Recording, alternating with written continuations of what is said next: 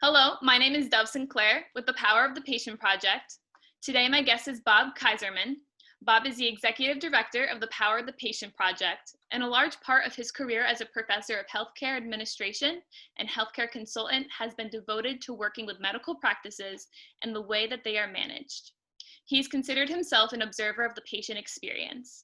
Today, we are continuing our series about finding ways to better get along with the people at the front desk. Specifically, some of the things that patients have a right to expect from the front desk staff. Welcome, Bob. Thank you. Thank you for joining. Thank you. Okay. So as patients, we normally are immediately greeted by someone from the front desk. What do we have a right to expect when we call our doctor's office or when we come in for our appointment?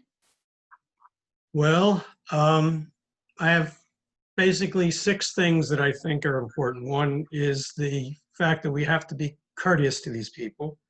Their job is not easy, and we should expect that they would be courteous back to us. We expect them to be patient. We are not feeling well. That's why we're at the doctor's office. And we expect these people to show patience, even though they may be overwhelmed. It's not fair to the patient, especially now during COVID, that they not be very mindful of the fact that they have to be very, very calm and patient with patients. Third is that we want their attention. I've been in many practices where they've been on the phone, they've been talking to other people, they've been talking to each other, and the patient stands there like we don't exist. And that can't happen, and it's really important that they focus on who's in front of them and do the best they can to accommodate that patient. Fourth, we want to be taken care of quickly. It's really important that if someone, especially right now, and I'll get into this a little later, people don't want to be in the doctor's office any longer than they have to. And it's really important that the people at the front desk do whatever they can to expedite the appointment in any way they can. So we want to be taken care of as promptly as possible. We want them also to have respect for our concerns.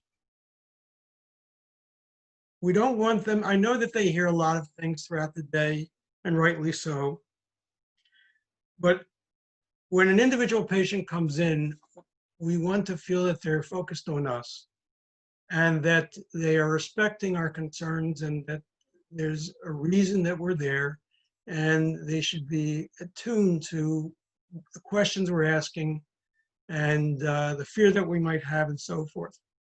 And lastly, one of the greatest violations that I think that front desk people do is that if they're on the phone, if we're not in the office and we're on the phone with them, that they stay on the phone with us, that they don't get off and leave us high and dry for 25 minutes. Many offices, like most businesses, have these recordings that stay on when you're on hold, but it's really important for a patient to realize that you haven't dropped my call and that things are okay. So really, those are my 6 things. Wow.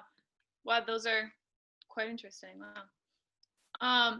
Now, are there things that we should be doing on our part to make our encounter with the front desk better?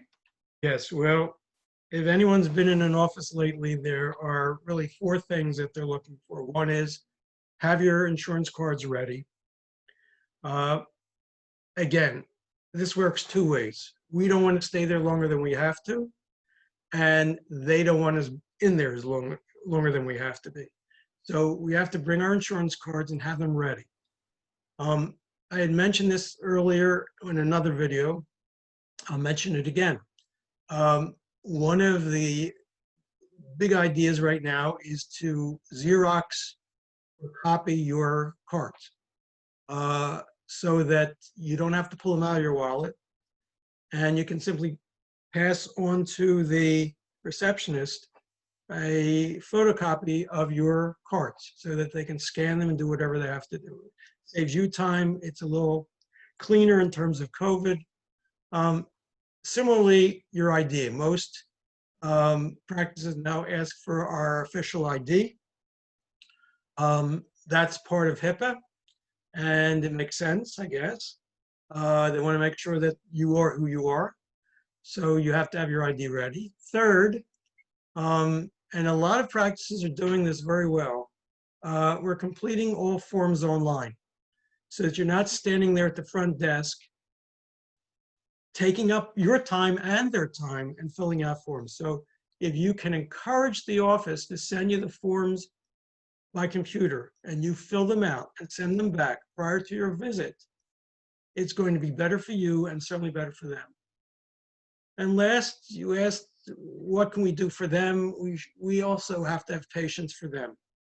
Just as we want them to have patience for us, we want them, we have to have patience for them and understand that their job is not easy and that we should do everything we can to keep them happy as well. Mhm. Yeah, patience is definitely everything, especially in times like this. Yeah. Now, is it a good idea to complain to the doctor about front desk staff or medical assistants, or is there a better alternative for expressing our feelings? I have found as a patient and as a consultant that the person you do not want to talk to is the doctor. Certainly if you are in a situation where the medical assistant has caused a problem, but you're not happy with service with our nurse, don't talk to them either. The person to talk to is the practice administrator. All practices have an administrator. That person may be on site or they may be off site. If they're on site, you have the right to ask to talk to them privately and tell them your situation. If they're off site, I often tell patients to politely ask the name and contact information. Now, for many patients, that may be very embarrassing and it's scary. So I often suggest that if there's any resistance from the receptionist, is why do you need this information? You can always say, I want to compliment the practice. Got to fib a little bit to get to what you want. But to always say that you want to compliment the practice, take the information, and when you get home, call or email. Wow, right. Definitely, there is a better solution then. So now I know that you have spent many years observing medical practices and other healthcare practices. What are some of the things that you have a concern about a typical visit to the healthcare office, whether that's a physician, dentist, rehab therapist, or mental health provider? Yeah, things have changed drastically since COVID came. A doctor visit is not what it used to be. First of all, I think we need a clean office. We need a group of people who are going to be responsive to our fears right now. We need people who are going to respect our confidentiality. This has always been the case, but even more so now. Especially with a therapy office, and somewhat true of a doctor's office. One of the things I have a problem with therapy, if anyone has been in therapist, which most people I guess have, a physical occupational therapist, is that there's an issue with modesty. Many PT offices are open and all the patients are being treated at the same time. And I've often raised this with PTs. There's got to be some way that you can isolate patients so they can be, their modesty can be respected. So that's the other thing. And lastly, a protocol for getting us into the doctor or therapist as soon as we arrive.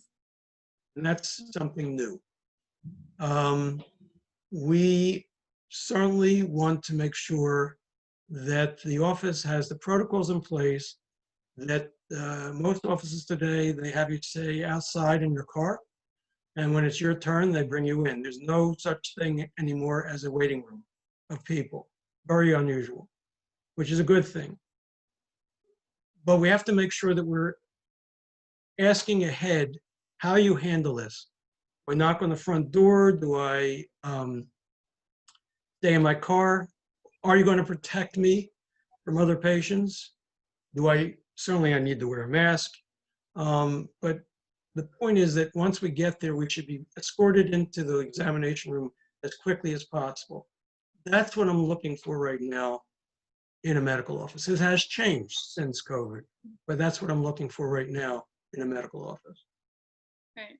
And that's probably something we as patients would do prior our visit To ask. to the doctor's office. Yeah. Yep, asking the front desk staff. And now, lastly, telemedicine has become very popular since the pandemic. Do you think that this will become a normal option for seeing our doctor once COVID has been controlled? Interestingly enough, I always had my doubts about telemedicine. I did not understand it. I thought that it was dangerous. For those people who do not know what telemedicine is, I think most people do now.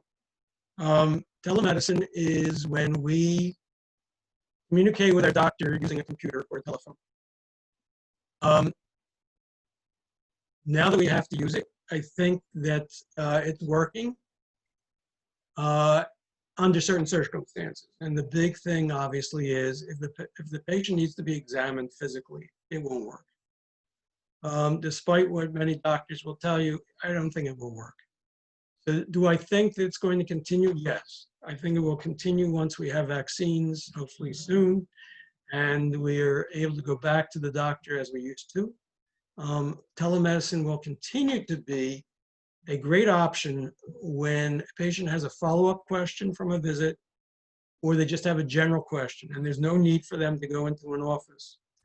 And this is after we've solved COVID. I think that telemedicine has become and will stay an option in the patient-provider relationship. Great. Great. Well, that's all I have for questions. Thank you, Bob, for joining me and giving us such useful information today. Thank you.